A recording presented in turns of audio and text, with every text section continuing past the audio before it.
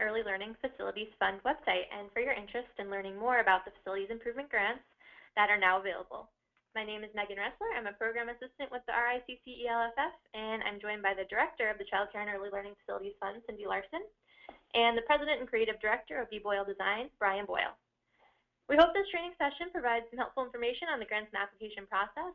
We do encourage everyone to also explore the website some more, where there are some written instructions for the facilities improvement grants, along with some additional information and resources for early learning and child care centers. During the presentation, we're going to be highlighting some of the important pieces of the grant process and also taking a walkthrough of the grant application itself. Some highlights that we're hoping to go over are the eligibility and the priority criteria for the grant funding, requirements for the grants, how to use the online application, how the grant selection process is going to work, and if you need to, where to go for some technical assistance. Okay, just to give a quick overview, the dollar amounts of the grants range in size from $5,000 to $50,000, and there are two types of grants that are available. The first is a planning grant, and the planning grants are meant to provide child care and early learning facilities with resources to develop indoor and outdoor facility plans. And a couple examples of how that might be used would be to hire a professional to conduct an overall facility assessment, help determine major health and safety concerns, and then develop a staged facility improvement plan, or hiring an architect or other qualified design professional to conduct a feasibility assessment of a proposed new site for centers needing to move to new spaces or locations in order to comply with new regulations. So capital grants are the second type we have available, and those are for modest renovations to address issues related to licensing compliance, health and safety, and physical space barriers to quality improvement. And either of those types of grants can be used for indoor or outdoor spaces. Okay. So if you are applying for both a planning and capital grant, that's okay, but you do have to fill out a separate application for each of those requests. And another reason you might be filling out multiple applications is if you are applying for multiple centers. We will require one application per facility. A total of $700,000 is available, and that's to licensed child care centers serving infant through preschool age children. When we say licensed child care centers, we also are including Head Start centers, public school preschools, and state pre-K classrooms. And those funds are coming from the Race to the Top Early Learning Challenge Grant. We also have an additional $100,000, that's accessible for licensed school-age child care facilities, and that funding has been made available through RICCELFF.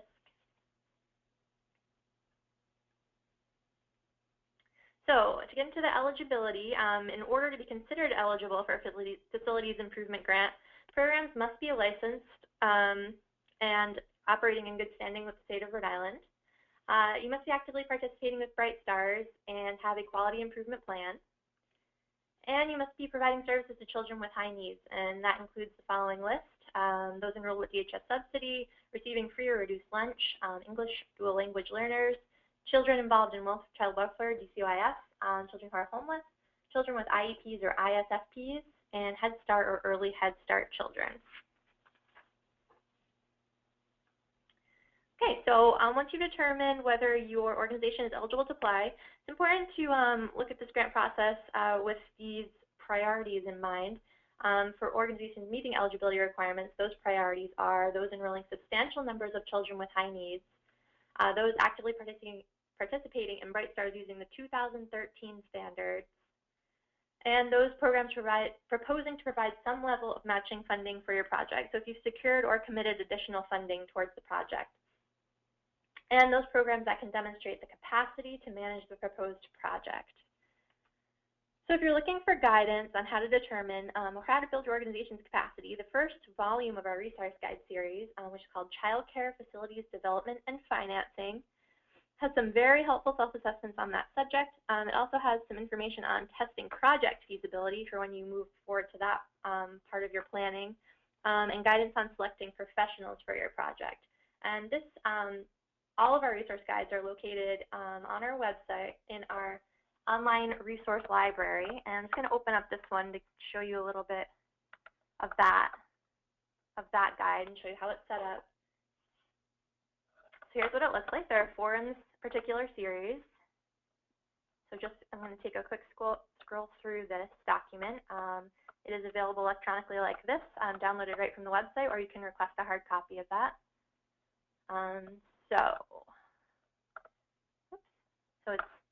So create a strong project concept is the first, test project feasibility, and then here is assessing your organization's capacity to carry out this type of project, breaks it down into financial stability and effective management, and gives some details on that.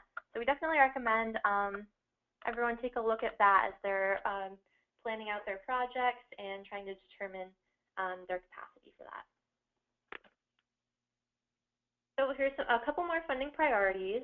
So programs that demonstrate long-term site control. So that's if you own the building or have a favorable long-term lease.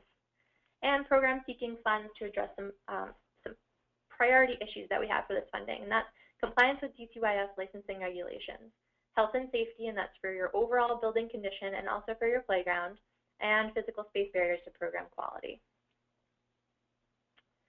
So the grants, the projects do have to take place within the year of 2015, so they all have to be completed by December 31st, 2015. And before grant award decisions have been made, all sites will receive a visit. And of course, it's dependent on the availability of funding. You have reviewed funding priorities. You'll want to think about how you're going to pick and prioritize your project.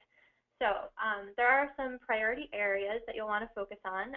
Centers operating with DCYF licensing variances should focus first on resolving these issues. Centers with documented health and safety issues should address those priority areas. And then centers with documentation that there are facilities issues impacting their Bright Stars rating should include those items for consideration. So in thinking about your projects you'd like to complete in 2015 and later, keep in mind the grant priority areas when choosing your project to focus your application on. All right, another thing to think about would be focusing on project feasibility. Again, can the project realistically be completed in 2015? Again, these projects do need to be completed by the end of 2015. And can the project realistically be completed with the funding you have available to you? And again, just recommending that you do check out that resource guide, check Child Care Facilities Development and Financing, and that is available in our resource library, and we'll take a look at that area of the website again a little later, and because that does have a section on testing for project feasibility. That should be helpful as you're planning your project. All right. I'm going to turn it over to Cindy Larson to go over some of our grant requirements. Hello, everyone, and as Megan said, thank you so much for joining us and for your interest in the grants that are available. I want to talk a little bit about some of the specific requirements that people are likely to have questions about. And in particular, we're going to focus on the requirement that in order to submit an application for a capital grant, you will need to have a written estimate for each project that you are proposing. So within your grant application, you may be looking to do 1 or 2 or even 3 things at your center. That is okay, but everything that you are proposing in your capital grant, you will need a written estimate for. And if you are selected to receive capital grant funding, at that point, you will need to have 3 bids prior to beginning work. 2 of the questions that we know people will have that we're going to walk through for you are how do you find qualified professionals for your project, and how do you obtain these estimates and bids that you need? And I do want to just point out that in addition to what we'll be talking about here, there's a lot more information that will be available to you that you can access back on our website in the resource section. And we're just going to show you the section that you want to look for. It is on our website in the resource section under selecting professionals. So be sure to check out that section of the website. I think you will find most of the answers to your questions there.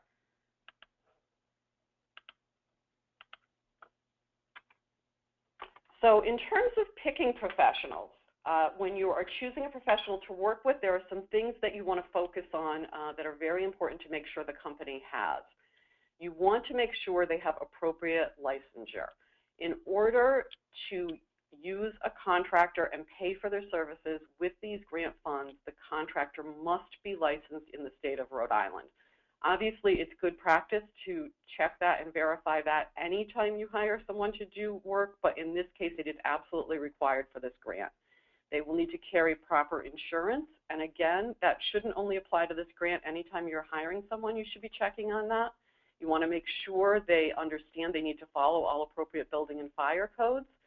And one thing that is fairly unique to this funding for some centers who may not have funded construction or renovation projects with federal funds before, if you are selected to receive a capital grant, you must make sure that the selected contractor will follow the Fair Labor Standards Act, which establishes things like minimum wage, overtime pay, and has specific record-keeping requirements. And they will also be required to follow the Davis-Bacon Wage Act. Davis-Bacon is specifically related to federal construction projects or to projects that are funded with federal resources. So in this case, even though LISC and the Rhode Island Child Care and Early Learning Facilities Fund are not a federal organization, the funding that we are using to support these capital grants is federal dollars, and therefore you will have to comply with Davis-Bacon. We'll talk a little bit more about Davis-Bacon in a minute, but it's important for you to realize that you, as the Child Care or Early Learning Center, are not responsible for the record keeping under that. What you are responsible for is to make sure that it's specified in your contract that your contractor is going to follow that act, and also that you be periodically checking to be certain that they are maintaining the required documentation on that. In terms of selecting a contractor, again, we showed you the website under resources and selecting professionals. In addition to just general information about ways that you may want to go about looking for your contractor, you can also access directly the list of licensed contractors in Rhode Island. You're going to want to make sure the contractor has the ability to manage a Davis-Bacon compliant project, and I would recommend that in addition to just asking them about that, you verify that they have done that before. You're going to want to look for someone who has experience with projects similar in size and type to yours. It may be that in your community you have a difficult time finding a contractor who has previously done work on child care centers, but you want to look for types of work that are similar to what you're having done. So someone who's done a project that's either as large or as small as yours, someone who has worked in places that have heavy use. So for example, someone who has only done residential construction may not be used to doing construction in a way that will work for the kind of heavy use that child care facilities have. Ideally, you want someone that's familiar with your local area and the building officials and codes and requirements specific to the municipality that you're in. Please check references. That should always be part of your practice. In addition to checking references, you may want to consider going and seeing some of the spaces that they've done. The other thing that you want to be looking for is someone who has the ability to perform construction in a way that's least disruptive to your program. For example, it may be necessary for them to do work during hours that your program is not operating. If you are going to try to do work while the program is operating, you need to make sure that they understand that they need to have the area that they're working on completely secured away from the children. And you certainly need to contact DCYF licensing about any work that's going to be done while children are there. In terms of securing estimates and bids, one thing to focus on is it really won't be difficult to get these. People are going to be very anxious to get your work, and you should be receiving a good response from people when you outreach to them requesting estimates and bids.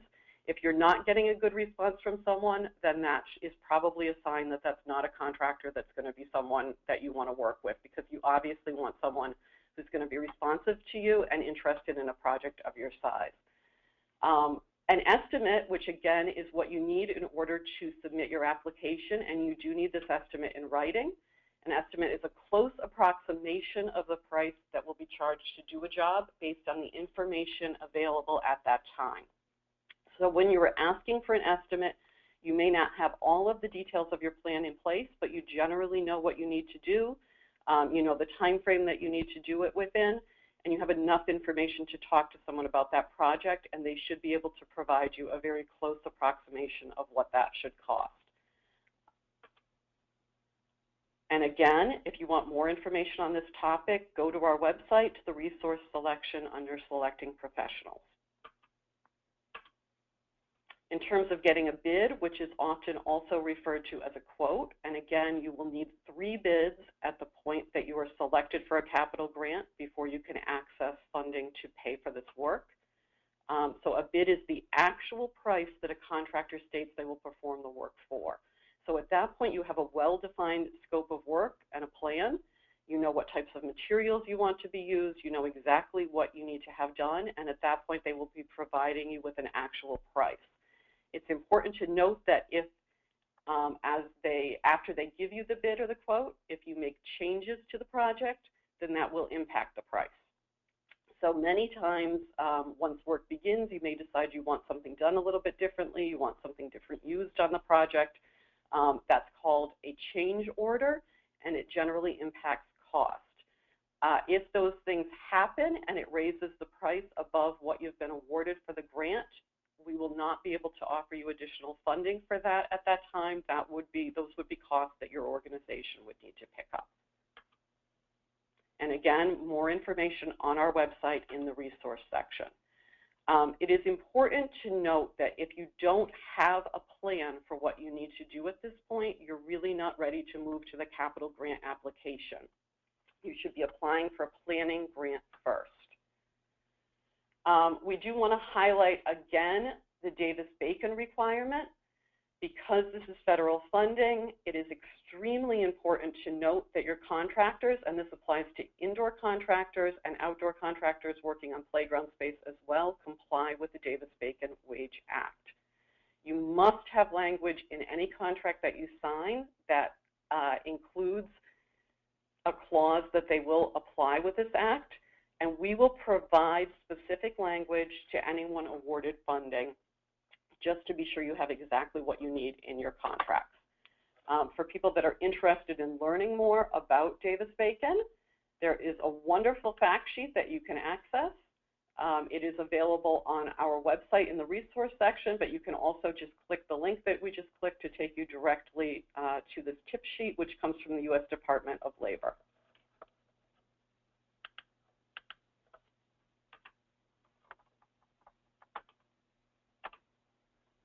Now, as we talked about, if you really don't have a plan yet, you're not ready for a capital grant, but you are probably ready for a planning grant.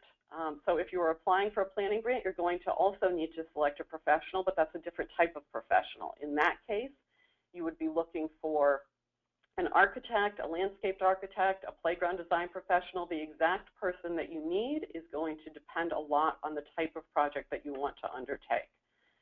When you're looking for these types of professionals, you're actually, in many cases, looking for similar things that you were looking for with a contractor. You want someone who has experience with similar types of projects. You want someone with good references. And again, you may want to go see things that they have designed. And in this case, you really want someone that you feel totally understands your vision and what it is that you want to do. In order to find the right person, you can talk to other people in Rhode Island who have completed successful projects. There are many child care and early learning facilities who have done work, who have worked with professionals that they're very happy with. We at the Child Care and Early Learning Facilities Fund also have a list of professionals who have designed LISC-funded projects that we would be happy to provide to you. And you can also talk to people you respect in the community. That might be board members, might be parents, might be other people that you know about professionals they have used for similar types of projects. Again, on our website, which is RICCELFF.org, if you go to resources, selecting professionals, you will find a database of architects and landscape architects who are licensed in the state of Rhode Island. And you should absolutely be using someone licensed in the state of Rhode Island for your project.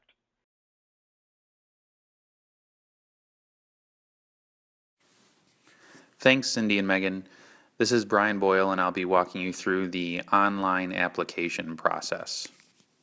A few things to note, you'll be able to complete this application through the website, whether on your desktop or mobile device, whether it's a smartphone or tablet as well.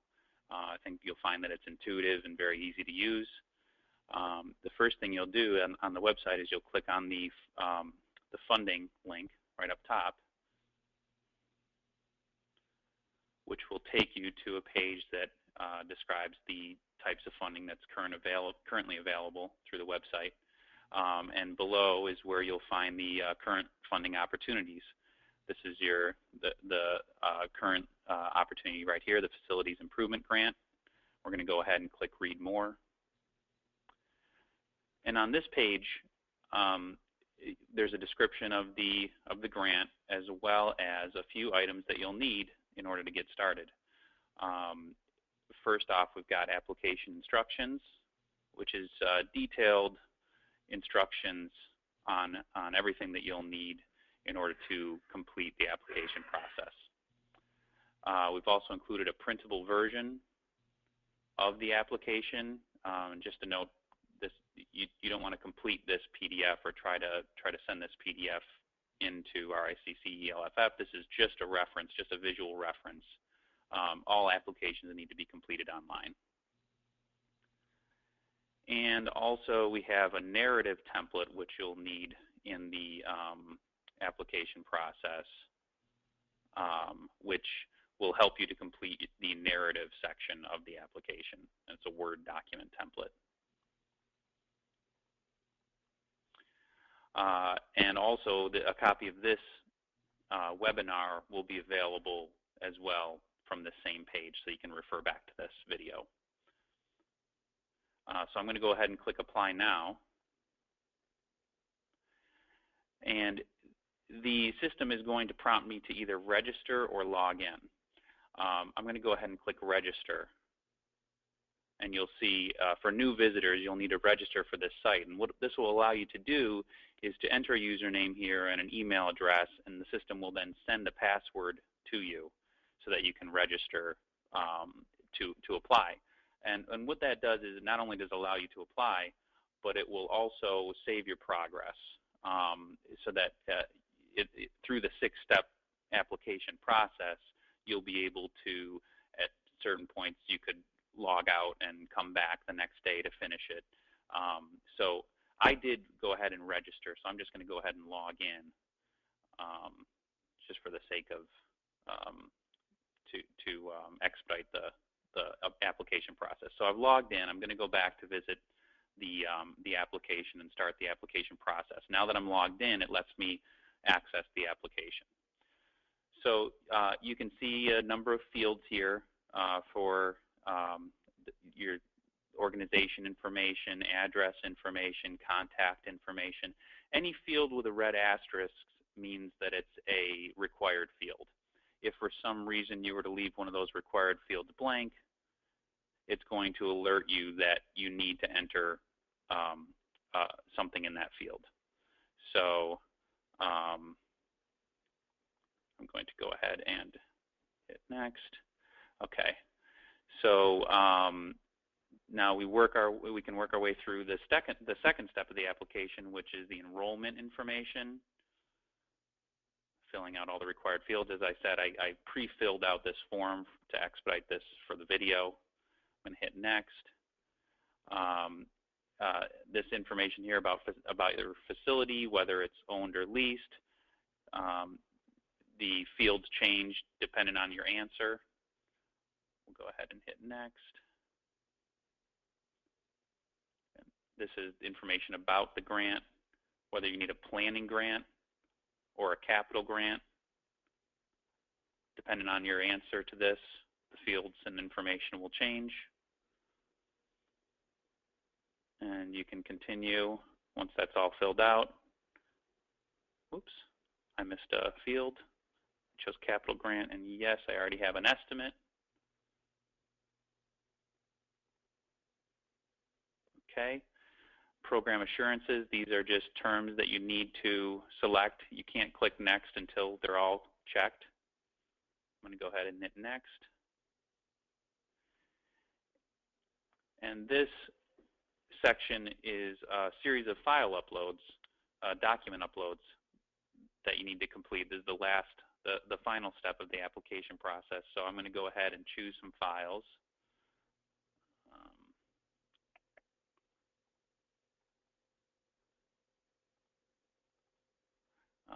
This first one is for taxes. We'll choose that. Financials, narrative, that narrative template that we showed earlier. If that's completed, we'll upload that. BrightStar's backup documentation, and as well as a written estimate. And then I'm going to go ahead and agree to this final statement to acknowledge my agreement with it, and I'll click Submit. Files are uploading. This spinning upload indicates that, and this is the confirmation that we've completed the grant application. You'll also receive an email confirmation and to the email that you registered on the website with, and that will also notify an RICC-ELFF representative that your application process is complete, and they will contact you sometime within the next 10 days. So that is the application process. I'm going to go ahead and log out. It's good practice to log out after you complete the application. I'm going to hand the presentation back over to Cindy and Megan. Thanks, Brian. So as Brian went through, the application is electronic. There is that PDF for reference only on the website, so make sure to complete it online.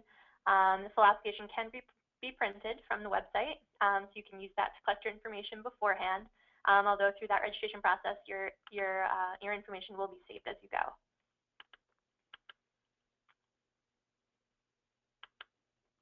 All right, now Cindy will take us through some examples. So an important piece of your application is going to be your narrative and your quality improvement plan. The narrative instructions are on the site and should be fairly self-explanatory. We ask you to be both brief but thorough at the same time. So we really need to understand your project as much as we know and have worked with so many of you that I know will be applying. It's still important that you're very detailed on your project. But one of the things we did want to talk about a little bit is the quality improvement plan that we're looking to have you complete. In order to be eligible for these grants, you will already have an existing quality improvement plan that has been developed as part of your BrightStars process. If you do not have a quality improvement plan in place, you are not eligible for these grants at this time. This document is intended to be used as an appendix or an addendum to that quality improvement grant. You may or may not have some facility issues identified in your existing quality improvement plan. Whether you do or whether you don't, we need to have your priority issues documented in a slightly different way here on this grid. So we just want to walk you through a couple of examples of what we are looking for. So when you're applying for a specific facility issue, we need, in order for you to be eligible for these particular grant funds, that issue needs to be based on a very specific criteria. We know that the majority of child care and early learning facilities in Rhode Island have a very long list of things that they ideally would need done to them.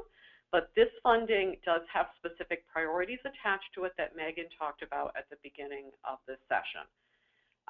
And those are really tied to compliance and maintaining ongoing compliance with DCYF licensing regulations. They're tied to major health and safety issues, and they are tied to issues that may be preventing you from moving successfully up the BrightStars quality ladder. There also may be issues that are prohibiting you from successfully obtaining comprehensive early childhood education certification through the Department of Education for your preschool classrooms. So here is an example on our grid of a center. This is a hypothetical center that is applying for funding to subdivide a space. So in the first box, they would indicate that it's a licensing regulation that they are having a challenge with. Then under the specifics of that regulation, they would cite the regulation that states that the maximum group size for 4-year-olds is 20 children. And then under the details of that concern, they would talk about the fact that they have a large space that needs to be subdivided into 2 classrooms. The next piece of the form asks for how will this specific request address the issue. So how will what you're requesting help to fix the issue that you have identified? And again, in the sample, they have indicated that the installation of a stable 4-foot wall is needed to divide the space. In addition, in order to maintain the ratios and appropriate supervision, they also want to install new bathroom facilities and classroom sinks.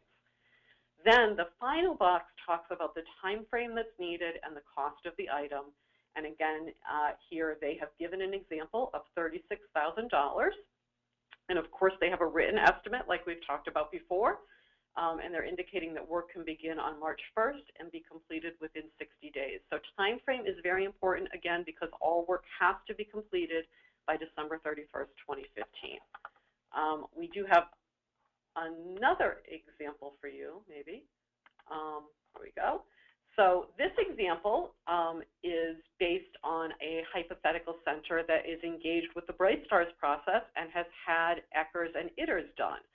And what they're requesting is the installation of sinks in infant-toddler classrooms. And in order to make their case for that, they are specifically referencing ITER's criteria. So you will see in the sample template that they're talking about things like the specific ITER's indicator around health practices, where hand washing was not attempted at required times by all adults. They're talking about the ITER's criteria around diapering and toileting, where the same sink cannot be used for both diapering and feeding without being sanitized in between. And then also the ITER schedule with multiple instances of children waiting being identified. So they are not simply saying we need a sink because it's going to help us in Bright Stars. They're actually really itemizing those criteria that are being specifically indicated by the lack of appropriate sinks in the infant-toddler classrooms and making their case for that request. And then the final one is tied to the CECE standards, although actually this particular referenced example could have been tied to licensing or to Bright Stars, depending on the center and what the specific criteria they're being impacted by is. And this is around a 4-foot high fence around the playground. And the details of their concern are that because the fence is older, it's sunken down to a level below 4 feet. So again, they're citing the specific regulation. They're talking about the details of the concern, and then how are they going to fix it. This is a particularly interesting example because this center provided 2 options, that they could either do renovations to the existing fence for a certain dollar amount and within a certain time frame, or they could install a completely new fence with a different time frame and different dollar amount. If you have trouble figuring out how to complete your plan, you should absolutely contact us for additional assistance with this. This is a very important part of your application request, and it will be something that's looked at very carefully when applications are reviewed and funding decisions are made. So on to the selection process. Once you've applied, just to give you the deadlines of our first 2 waves. Wave 1 is February 6th. So we'll be accepting applications from now until then. Wave 2, March 6th. And we'll be accepting applications from February 9th to March 6th. Any future waves is going to be dependent on the availability of funding. Okay, so once we receive the applications, we're going to be reviewing them with a committee of state partners, and that's led by the RICCELFF and the Department of Education. Again, any organizations who are being considered for grant awards will have a site visit assessment conducted. And applicants are going to be notified of the status of their application within 45 days of the deadline.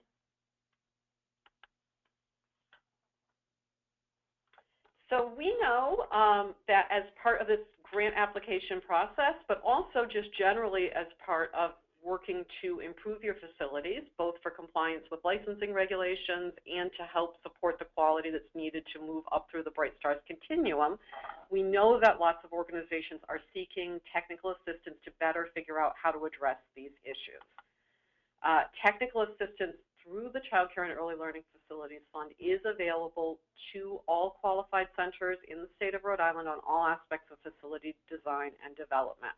And the types of things we can offer guidance on are navigating physical space challenges related to licensing and quality improvement, creating financing and fundraising plans that help you turn your kind of dreams for your facilities into realities, figuring out how to best assess the feasibility of proposed projects, obtaining specific playground audits, and developing priority improvement plans for playgrounds, particularly in the area of health and safety. And also, in some cases, completing a Child Care and Early Learning Facilities Fund improvement plan for the grant application process. It is important to be clear that our technical assistance does not substitute for your need for a real estate development team. So if you are undertaking a facility project, you are going to need an architect or design professional. You're going to need a contractor. Our assistance is really around helping you as the business owner or director or manager of the center to figure out how to get through all of the hoops and all of the different pieces you need to make your project successful. We are at this point, so in the past, we have been able to schedule technical assistance visits by having people just call or shoot us an email. At this point, in order to make sure that we are scheduling them on a timely basis and to make sure that we are tracking all of the information that we need to track, we are asking people to apply for technical assistance. By applying for technical assistance, it gives us an opportunity to learn a little bit more about the type of help you're looking for, and that way we can quickly connect you to the right staff person or consultant to make sure that you get the help you need. So if you go to our website, which we've showed you several times, but we'll show you just one more time, there is a section called Our Services. So you're going to go to Our Services, Technical Assistance, and then in the Technical Assistance area, you will see the application process. Again, you will need to register unless you already have an account to begin this process. The technical assistance application is very simple and very brief. It will only take you a couple of minutes to do it, but it just gives us some basic and really critical information in order to prioritize your request. Okay, so if you have any questions, our contact information is on the website, so you can contact us there. You can visit our online forum, also at the RICCELFF.org website to ask questions and get your answers daily. So I'll just take a second to show you where to find that forum. Okay, so right up here on the bar up top, you can see forum here. You click on that, and there's a topic started already for the grant application process. So you just click on that link there, and you can see questions that have already been posted and some answers. And type your information in here. You'll need your name, your mail, which will not be published, but it is required, an optional spot for your website, and you can type your question right in this main text area here and submit. And you can also find our contact information up here at Contact. There you go. So we look forward to hearing from you.